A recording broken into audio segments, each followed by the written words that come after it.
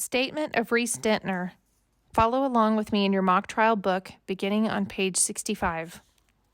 My name is Reese Dentner, and I'm a reporter.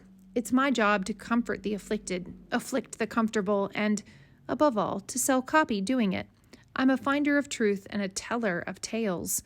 The judge has given me immunity to testify so that I can be as honest as possible about what I learned and how I learned it.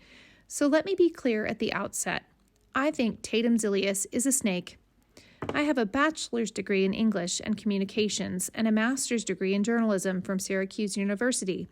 Upon my graduation, I was hired straight away by a paper in London, but I came back to the States after a scandal broke when I was accused of paying private investigators to hack cell phones and email accounts of members of the royal family.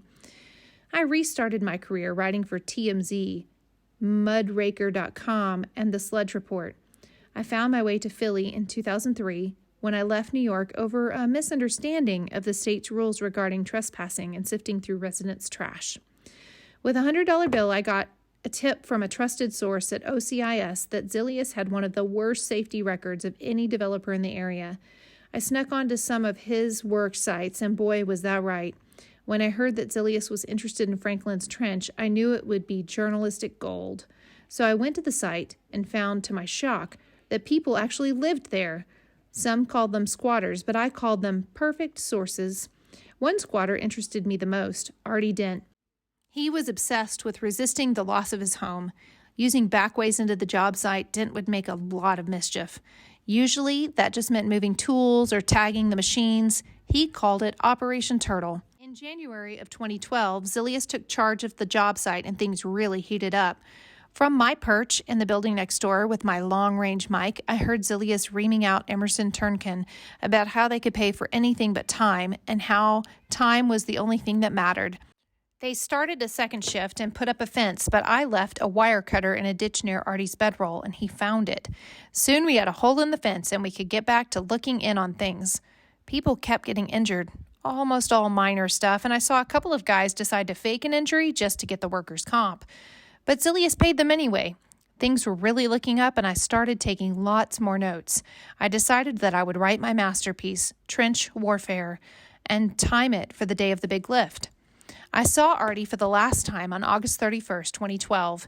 I had been doing the morning shows in Philly, following up on the overnight success of Trench Warfare. I got to the site a little after noon and got on my high-powered camera. I saw Artie in his trench coat at the edge of the fence staring at Fighting Phil. He had his hands up and he looked like he was praying. By the time I got down there, he was gone. I wasn't surprised. He had a million ways in and out of the area around the site. The first roof was lowered with much difficulty. Around 3 o'clock, during the second big lift, I could hear the metal on the crane straining. I tried to get some on-the-ground information with my long-range mic, but I only picked up a fragment of conversation between Grace Hopper from OCIS and Zilius. Shortly before the crane collapsed, I heard Hopper yelling, "I can't reach. I guess you can do. You proceed." Grace always struck me as a reasonable person. I was shocked that they allowed the lift to go. The only person who talked to me after the crane collapsed, ironically, was Artie.